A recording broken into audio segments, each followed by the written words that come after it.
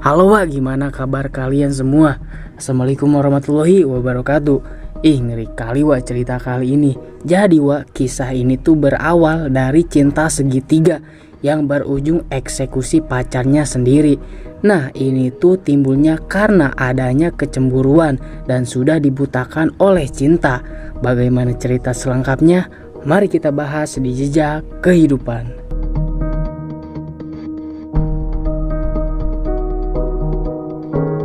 Korban ini tewas karena dibunuh.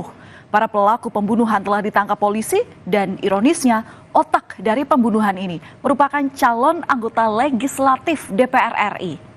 Berlokasi di Johar Baru, ada seorang wanita bernama Devara Putri Prananda yang berusia 25 tahun. Devara juga bekerja sebagai karyawan. Nah, dia juga merupakan caleg dari Partai Garuda nomor urut 4 untuk Dapil Jawa Barat 9. Nah, Wak, Devara ini mempunyai seorang mantan yang bernama Dodit Alfiansah yang berumur 25 tahun. Tapi Wak, latar belakang Dodit ini tidak jelas dan susah kali mendapatkannya. Nah, Dodit ini mempunyai kekasih bernama Indriana Dewi Eka Saputri yang berusia 24 tahun. Latar belakang Indri ini ialah ia mempunyai cita-cita yang mulia. Bisa dilihat di kamar Indri, di papan bornya tuh penuh banget sama beberapa cita-cita yang ingin ia capai. Mulai dari ingin membuat masjid hingga membelikan orang tuanya rumah dan mobil. Kemudian kisah asmara Dodit dan Indriana cukup harmonis. Tapi Wak, di bulan ke-7 mereka berpacaran, Dodit ini masih teringat kisah asmara dengan Devara yang tadi merupakan seorang caleg DPR. Mereka yang sudah 5 tahun berpacaran dan sekarang berstatus mantan, membuat Didot ini teringat kembali masa indahnya tersebut dan menyayangkan status mereka yang bisa dibilang cukup lama.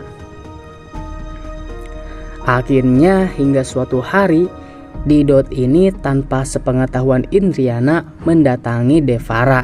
Sesampainya Didot di kosan Devara, Didot ini ngomong begini ke Devara. "Dev, gue masih gak bisa lupain hubungan kita yang sudah lama. Sudah 5 tahun loh." "Ya terus?" ucap Devara. "Gimana kalau kita balikan kayak dulu lagi?" Bisa. Tapi lo harus bikin Indri hilang," ucap Devara. "Hilang gimana, Dev?" "Ya terserah lo, mau bunuh kek, mau lo apa kek, terserah lo aja," Devara menjawab dengan nada bercanda. Pembicaraan mereka ternyata bukan main-main semata, Wak. Didot ini ternyata menyetujui permintaan Devara yang merupakan seorang caleg DPR. Akhirnya Devara memberi ide dan menjadi otak dari pembunuhan Indri.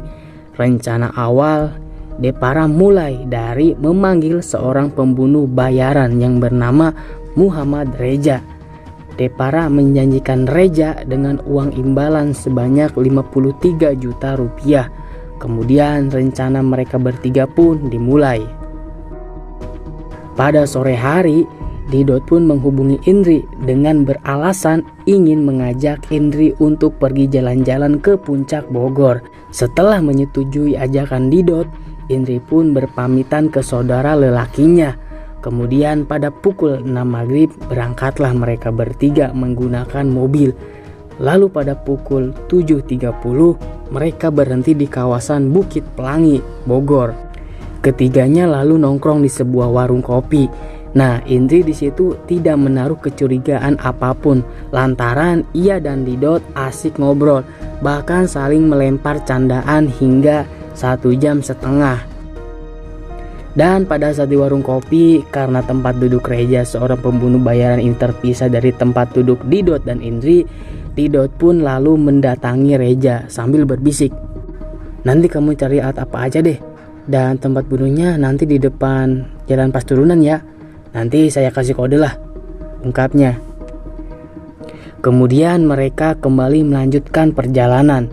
Didot yang duduk di kursi kemudi dan Indri yang duduk di kursi depan sebelah kiri. Di perjalanan, Didot lalu keluar dengan berpura-pura ingin buang air kecil sembari memberi kode kepada Reja supaya segera mengeksekusi Indri. Didot pun memberhentikan mobilnya dan memberi kode berpura-pura akan keluar untuk buang air kecil sambil berkedip ke Reja. Tanda kode tersebut, Didot pun keluar dan mengunci mobil dari luar menggunakan remote. Di saat kondisi yang tak terduga, leher Indri langsung dijerat Reja menggunakan ikat pinggang. Sekuat tenaga, Reja menarik ikat pinggang yang terpasang di leher Indri selama 15 menitan. Sampai akhirnya korban tewas seketika. Setelah itu Reja membunyikan klakson mobil 1 kali sebagai tanda bahwa korban sudah meninggal. Usai korban tewas, jasad korban dibawa dulu ke Jakarta untuk menjemput Devara. Lalu keesokan harinya, Didot dan Reja membawa mayat korban menuju Pangandaran melalui tol Cirebon. Sebelum Indri dibuang, Devara ini mengambil semua barang-barang milik korban yang harganya mahal-mahal, mulai dari jam tangan Rolex hingga tas yang ternama. Mayat Indri pun kemudian dibuang oleh Didot, Devara, dan Reja ke pinggir tebing di kota Banjar, Jawa Barat dengan kondisi terbungkus selimut. Jasadnya lalu ditemukan seorang pesepeda yang mencium bau yang sangat busuk menyengat sekitar lokasi penemuan. Polisi pun akhirnya bisa menangkap Didot, Reja, Devara berbekal chat WhatsApp kakak Indri yang sudah tahu Indri pergi kemana dan bersama siapa. Karena sebelum berangkat, Indri sudah izin kepadanya. Akhirnya Didot, Devara, dan Reja kini sudah ditetapkan menjadi tersangka. Ketiganya terancam dijerat pasal 340 KUHP dan 338 KUHP dan 365 KUHP ayat 4 tentang pembunuhan berencana dengan ancaman pidana maksimal hukuman mati. Ngeri kali ya, Wak. Bisa-bisanya loh seorang caleg lagi.